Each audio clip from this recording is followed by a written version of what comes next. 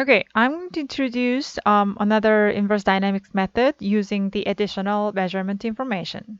Okay, before I introduce those formulation, have you ever heard about the force plate? Force plate.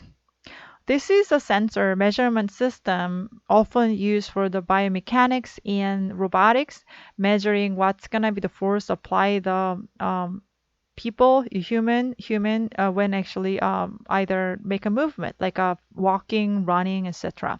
So there are actually 3 axis force transducers are implemented at each corner, and then once you all those net forces are and torques are calculated from those 4 corners. Okay, so this is a typical ground reaction force measured from the force plate for human walking. And you can also measure how much force you're generating, which can be reflected as a ground reaction force when you actually climb the stairs. So those are the ground reaction force measurement system called force plate, and often used for the biomechanics study. So from previous inward dynamics, what we measured was the joint kinematics, right? So all those joint kinematics values were measured, and then we can use this combined for the equations of motion to figure that out what's gonna be the joint forces. However, suppose that we have additional force measurement, like a ground reaction force from the surface, okay? Usually from previous inward iteration, those F1, the force applied at the very first segment is going to be calculated lastly, right?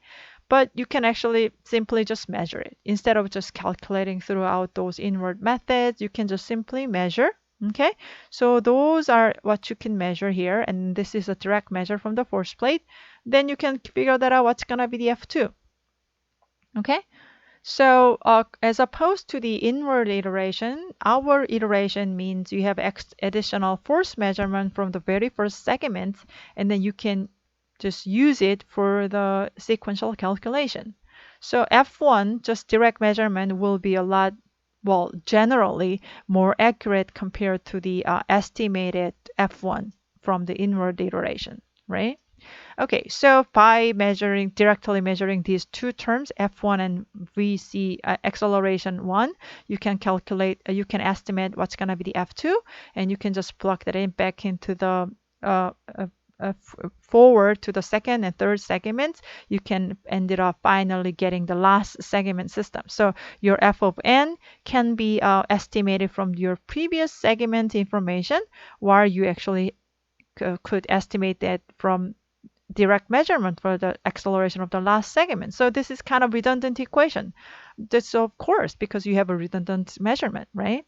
So in this case, maybe your estimated F1 and your measured acceleration might not give you those reaction force from the air exactly 0.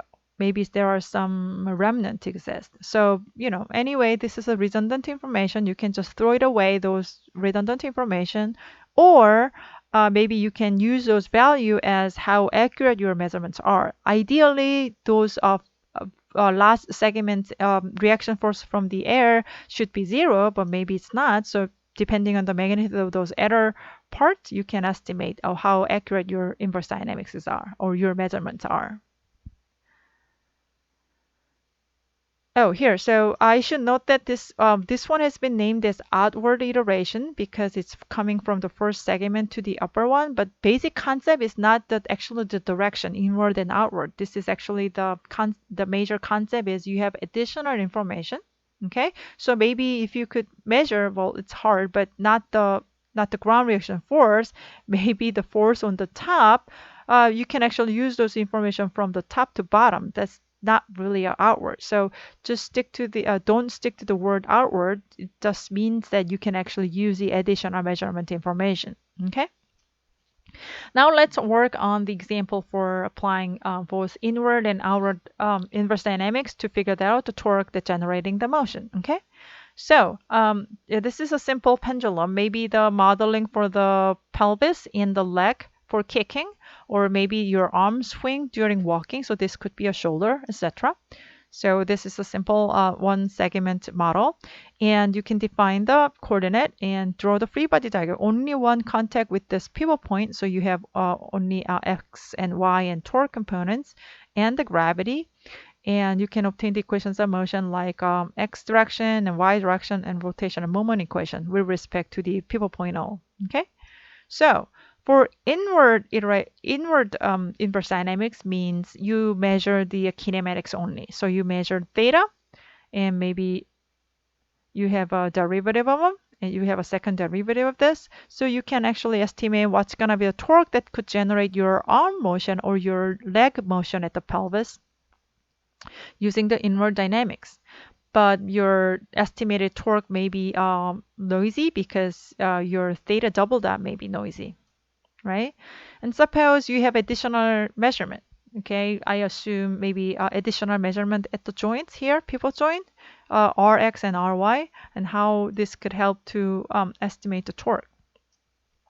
So, well, the outward iteration means you have a direct measurement. The additional measurement here. So instead of taking the second derivative of theta here, you can just use Rx value. Okay, so here by using both theta and our measurement information, you can estimate what's gonna be the theta double dot. That's the concept for outward iteration. Yeah, don't really stick to the word outward.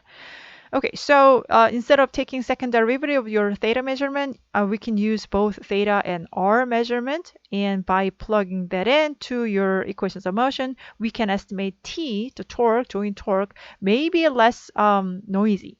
Okay, so by formulating them, we can have t value in terms of all the measurements such as theta and rx. Okay, so this blue underlined value is a torque that you can obtain from the inward iteration inverse dynamics. I mean only kinematic information measurement inverse dynamics. And this red box's estimation for the torque is inverse dynamics using all the measurements. But anyway, this is kind of redundant because you can actually calculate the torque this way or the other way. So how we can handle this redundant equation? That's what we are going to talk about in the next slide.